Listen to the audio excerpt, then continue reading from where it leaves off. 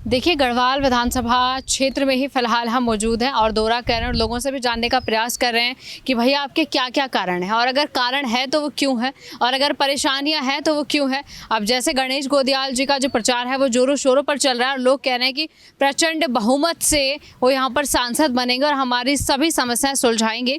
लेकिन ये सब सुनते सुनते एक समस्या का मुद्दा और बीच में आ लटका है और वो मुद्दा है कि किसी पर्टिकुलर समुदाय को ओबीसी का आरक्षण दिया जाना था, लेकिन वो 10 सालों से अटका हुआ है। और गणेश गोदियाल जी ने वादा किया था कि जब वो सांसद बन जाएंगे तो केंद्रीय सूची से पास उसको कराएंगे, लेकिन अभी समस्या आ रही है और ये पूरा मामला क्या है इसको जानने का मैं प्रयास करूं। कुछ लोग फिलहाल यहाँ पार्क में हमें मिल गए हैं दौरा करते करते। सर बताइए, पहले तो ये पूरा जो मुद्दा है वो पूरा मुझे डिटेल में बताइए ताकि दर्शक जो है वो आसानी से समझ पाए कि मुद्दा क्या है। असल में ये जो जब यहाँ उत्तराखंड में कांग्रेस की सरकार थी, कांग्रेस की सरकार में कुछ पर्टिकुलर एरिया कुछ बल्कि उत्तरकाशी का पूरा ज़िला है, प्रतापनगर विधानसभा भी पूरी है और कुछ पौड़ी का क्षेत्र भी है। बहुत सारी विधानसभाएं, बहुत सारे क्षेत्र ओबीसी में की कैटेगरी में लाए गए। तो स्टेट ने उसको जब ला दिया तो उन्होंने स्टेट में एक्सेप्ट कर दिया, उसको नौकरियों में लोगों को लाभ मिलने लग गया। तो जो हमारे प्रतापनगर वाला एरिया है, प्रतापनगर एरिया को फिगवाल के नाम से एक जाति का क्रिएट किया है उन्होंने, क्योंकि हमारे जब राजशाही थी तभी फिगवाल एक शब्द था वहाँ पर डिक्शनरी में।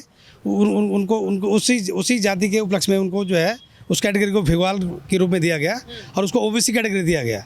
तो स्टेट ने इसको माना है, लेकिन सेंटर ने 10 साल से भाजपा की सरकार रही है, उन्होंने उस पर काम ही नहीं किया है।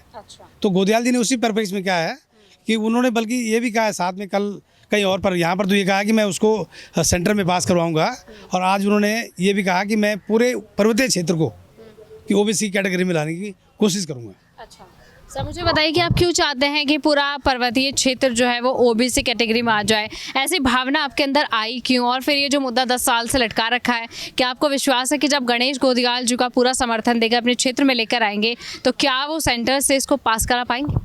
ये जो है निश्चित रूप से जो हमारी वर्तमान सांसद है उनकी निष्क्रियता के कारण ये लटका हुआ है। यहाँ पर जब 2013 में ये यहाँ की विधानसभा ने पास किया था और एक फेगवाल समुदाय, उसकी थोड़ा कहानी डिटेल है, मैं उतना डिटेल में नहीं जाना चाहता हूँ। तो उस फेगवाल समुदाय को ये माना गया कि ये जो है ओबीसी कैटेगरी के अंदर आते हैं और हमारी सरकार ने उसको दिया और हमें जो है राज्य सरकार के स्तर पर उस आरक्षण का लाभ मिल रहा है। लेकिन अब जो है हमें भारत सरकार के स्तर पर नौकरियों में उस आरक्षण का लाभ मिलना चाहिए था। लेकिन हमारी जो सांसद है वर्तमान में राज्य विजय लक्ष्मी शाह, वो कुछ बोलती ही नहीं है, उन्हें इन चीज़ों से कोई लेना देना ही नहीं है और इससे हमारे जो युवा हैं उस क्षेत्र के, उनका भविष्य अंधकार में हो रहा है।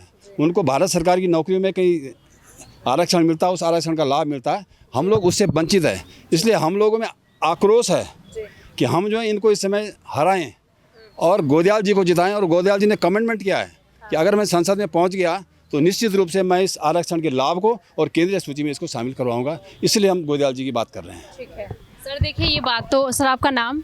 दिनेश व्यास। दिनेश, देखो ये बात तो दिनेश जी ने सही कही है। मैं थोड़ा सा और बता देती हूँ कि देखिए, अगर आरक्षण मिला है, अगर ओबीसी कैटेगरी में आप आ रहे हैं तो जाहिर सी बात है कि नौकरियों में फिर उसको आपका लाभ मिलना चाहिए, आपको लाभ मिलना चाहिए, लेकिन वो मिल नहीं रहा है। और लाजमी भी है नाराजगी जाहिर करना कि लटका रखा था लेकिन मिलना तो चाहिए। नौकरी नहीं मिलेगी और नौकरी में लाभ नहीं मिलेगा तो फिर कैटेगरी में आने का फायदा क्या है? स्टेट में मिल रहा है। हाँ, स्टेट, वही मैंने बोला, स्टेट में मिल रहा है लेकिन सेंटर में अभी नहीं मिल रहा है।